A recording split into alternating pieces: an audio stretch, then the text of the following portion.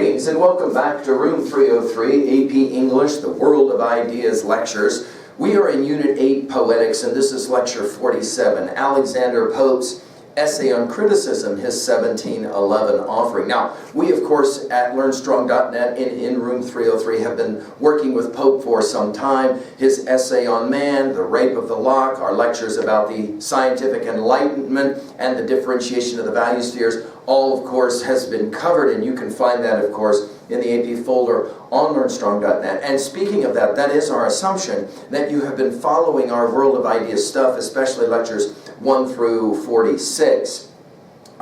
We also assume that you are familiar with our learning theory, that desire for us to connect new information to old information in meaningful ways, especially in our reading, our critical reading, annotative approach, where we try and answer the three guiding questions. What does the text say? What does the text mean? Of course, here we'll also think about rhetoric at 2B. And then finally at level 3, how can I relate to this information in some meaningful way? Pope is one of those really important critics, as we've said in earlier lectures. You know that whole notion of criticism, right? Like, people who have often critiqued the films of, Scorsese or Spielberg or Coppola. I will often say, dude, when you can make a better film than any of those guys, then you receive the right to critique them. Well, there are a few people who actually earn the right to be serious critics, and Pope is one of those, because he could pretty much outright most of the people of his generation. Everybody pretty much knew it, as we've said.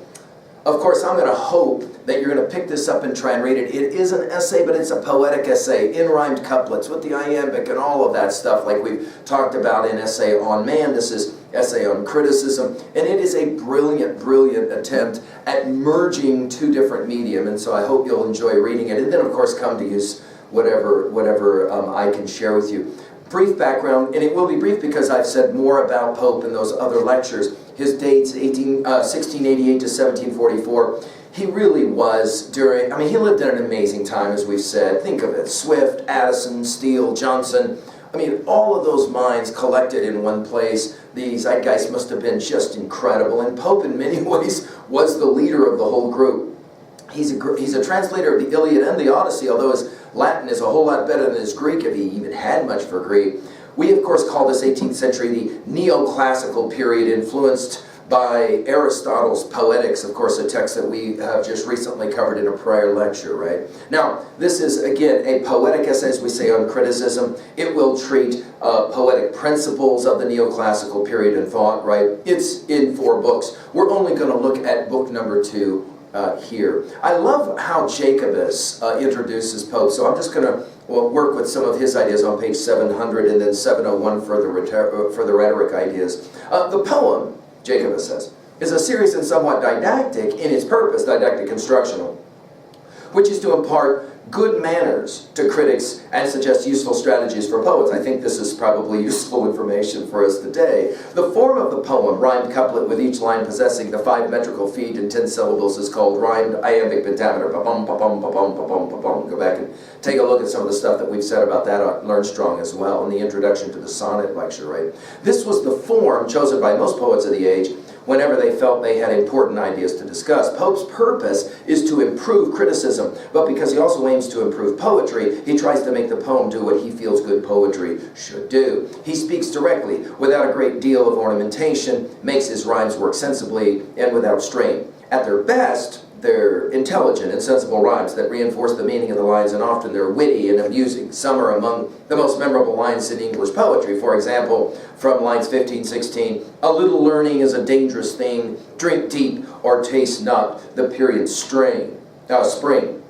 Or, how about this one? "Be not the first by whom the new are tried, nor yet the last to lay the old aside." Lines 135 to 36. And then finally, "Good nature and good sense must ever join. To err is human, to forgive divine." Lines 324 to 25.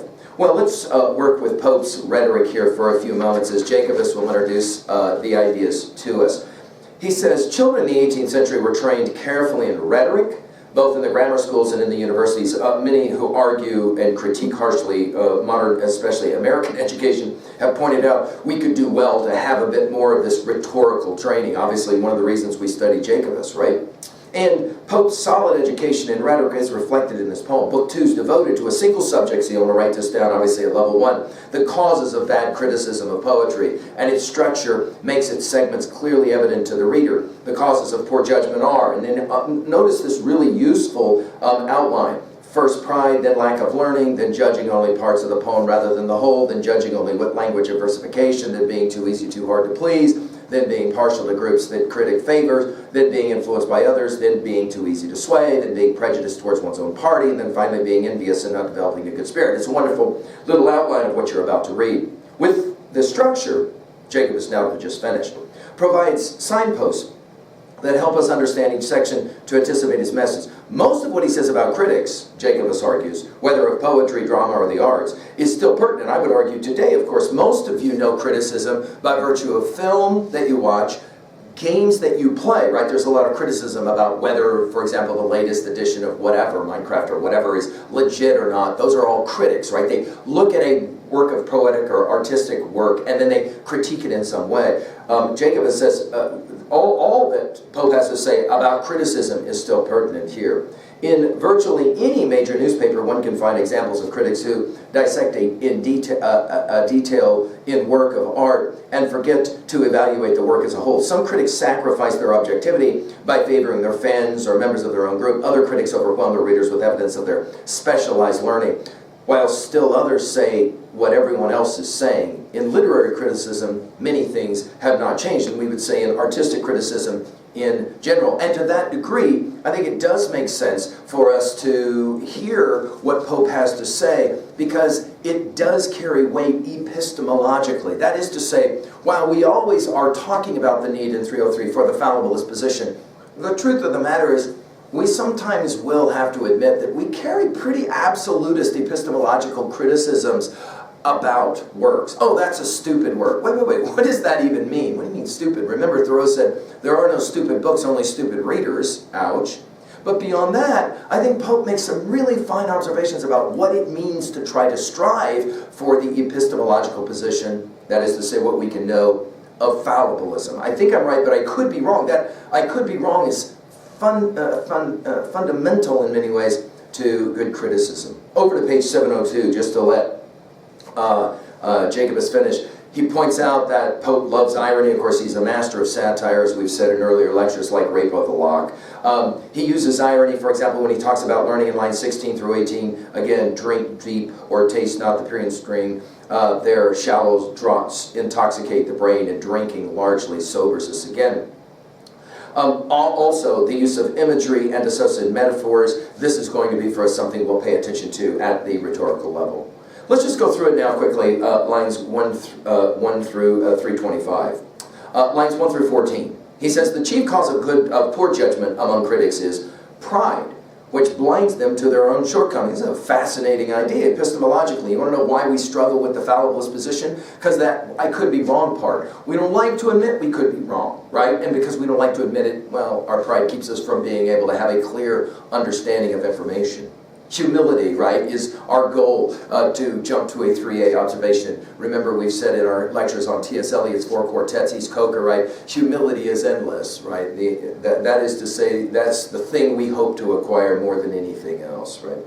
Paragraphs, or lines 15 through 32. A second cause for poor judgment is lack of learning, which limits perspective. In other words, prior knowledge is limited, as we've talked about often in our learning theory in 303. Lines 33 through 52. A third cause is evaluating by parts rather than by whole. We should judge the overall effect of a work and not the excellence or weakness of its individual parts. While individual parts are significant, what is the overall effect? Powerful. Lines 53 to 66. Critics should consider that no work can be perfect in all its parts. Well, some would argue, unless of course it's Milton, and then notice the comments about someone like Johnson, who was Pope's pal, who said about Milton and Paradise Lost, no one wanted it any longer. Even a great work like that can be critiqued harshly. Line 67 to 88. A story about a critic, a knight, and a playwright bard illustrates the error of judging by part rather than by whole. It's an interesting little word picture. Lines 89 through 104. Some critics erroneously judge poetry for its cleverness and extravagant ornamentation, conceit, rather than for its substance, right? And this is what we mean at level 3 when we say, can you relate to the work? Because if you can relate to it, then it's of value. And if you can't, well, then either there's something wrong with the work or there's something wrong with you, or some combination of the two, right? Which is why, obviously, we keep working. Lines 105 to 36. Others overemphasize the poet's language, favoring style over meaning, expression over sense. The best language is clear and plain, neither old-fashioned nor trendy. We'll get to more of this when, obviously, we talk about, the notion in Wordsworth's Lyrical Ballads preface. Lines 137 to 183. Still others overemphasize the poet's skill in versification, numbers, judging works by their sound rather than their meaning. In the best poetry, quote, the sound must seem an echo to the sense, end quote. And that sounds very Platonic, of course. Go back and look at our lectures on Plato, right? Lines 184 to 193. Critics should avoid extremes, being neither too hard to please nor too quick to admire. Lines 194 to 207. Some critics are biased towards a particular sect of writers, English or foreign, ancient or modern. Lines 208 to 223, some are swayed by popular opinion, by an author's reputation, or by their desire to flatter a powerful author. Paragraphs 224 to 229, others are overly singular, shunning popular opinion even when it's right. Paragraphs 230 to 251, some critics constantly change their opinions, praising a work one moment, blaming it the next. We think about Emerson and self-reliance, a foolish consistency is the hobgoblin of little minds, but the reality is that when you're a critiquer and you're criticizing, consistency might make some sense. Lines 252 to 265, others value only works written by their own faction, those who share their views. Boy, oh boy, do we understand this in terms of political discourse. How many times in 303 have we pointed out that if you are a believer in free speech, then you have to be a believer that everyone on every side gets to have an opinion. Doesn't mean you have to share that opinion or ultimately agree with that opinion, but you have to at least be willing to listen to that opinion. How the world would be different politically, right? Spiritually, intellectually, if we could just do this little thing that Pope is suggesting, right? Lines 266 to 273. The envious may try to dim the glory of a great work of merit, but their efforts ultimately will fail. And this was the argument that we continue to make in 303 about the great works of the great books, like what Warner Bradley has compiled from the 1950s. While other people will revile this kind of collection and say, well, this and this and this is missing, we will make the argument, well, totally agree with you, but let's talk about what's there and what's powerfully there and won't go away there, at least we hope not, because the Iliad is a wonderful read and should be considered, as is, of course, Kurt Vonnegut's Slaughterhouse 5. We got to read them side by side, don't we? One, of course, seems to support and promote war and battle, competition. The other, of course, calls into question some of the ludicrous elements. Of course, we've argued the Iliad does the same, right? Lines 274 to 307. A critic should be quick to praise a deserving work, for today even poetry of great merit enjoys fame but a short while. And then finally 308 to 325. Some great poets jealously guard their status, giving no support to lesser poets. Poets and critics should be magnanimous and good-natured in their judgments. I like to think of Whitman's Song of Myself, passage 46-47. He most celebrates my style, who learns under to destroy the teacher. That notion of teachers should be the ones who are promoting improvement of the student, even above and beyond themselves. And good critics in any way are always going to ask that the ones they're trying to help grow beyond them in some way.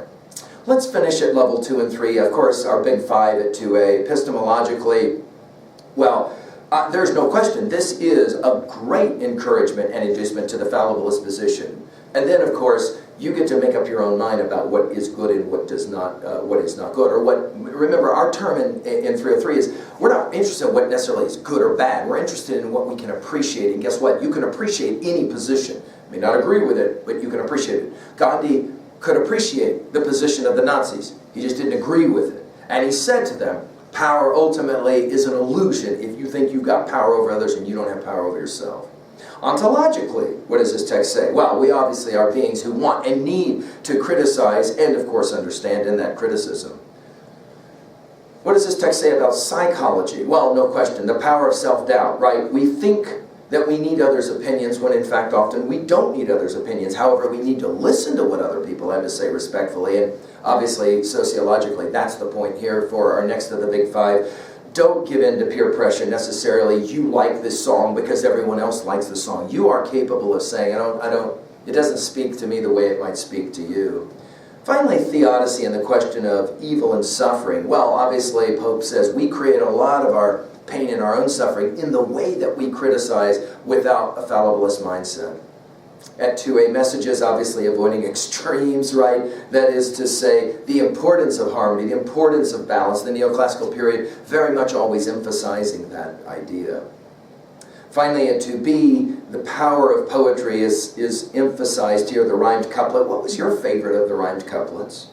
At 3a, well, Essay on Man, Rape of the Lock, we've already mentioned, as well as Swift's Modest Proposal in Gulliver's Travels. Think about how Swift is a great critiquer of his society through the text that we have studied and obviously given lectures on. You can go back and look at those at learnstrong.net. And finally, at 3b, well, I'll try and help you to relate to this in some meaningful, personal way by asking you, in your life, what have you been often most critical about? Who, or about what topic, or about what product of art, or whatever? And do you think that we should be able to critique art? I mean, obviously we had this conversation when we were messing around with Aristotle's Poetics again. This question is beauty in fact in the eye of the beholder, or as Ken Wilber says, in the eye of the beholder? I'll let you go and take a look at what he has to say on that topic. It's a brilliant insight. Well, there you go. I hope that you're not too critical of our presentation of criticism. Thank you.